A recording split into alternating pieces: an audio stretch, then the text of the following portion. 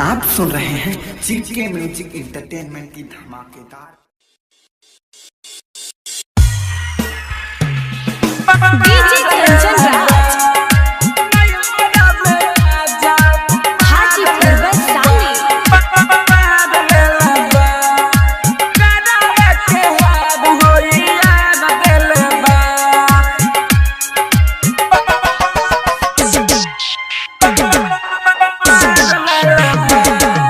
नैहर में माजा उमार ले बा, नैहर में माजा उमार ले बा, गरवा के हाथ होई याद दिले बा, गरवा के हाथ होई याद दिले बा। अरे हमारा के प्यार सुन टाल दिले बा, हमारा के प्यार सुन टाल दिले बा।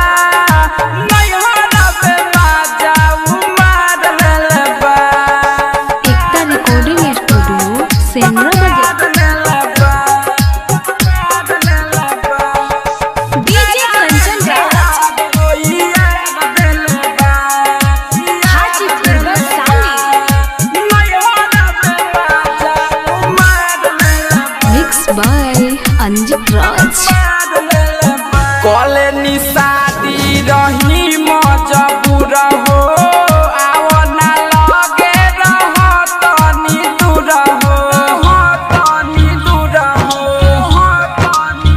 कॉले निशादी रही मजबूर हो, आओ ना लगे रह तनी दूर हो।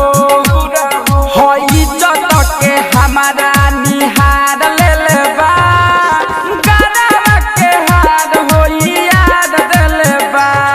अरे हमारा के प्यार सुन टाल दिले बा, गरवा के हाथ होई याद दिले बा।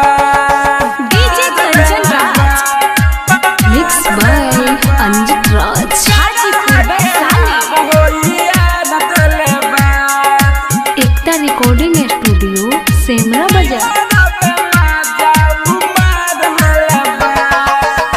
राइटर होरिल में बाबड़ी गुण हो, साचे कहिले सुनी पिया उसकुल हो, पिया उसकुल हो, पिया उसकुल। राइटर होरिल में बाबड़ी गुण हो, साचे कहिले सुनी पिया उसकुल हो।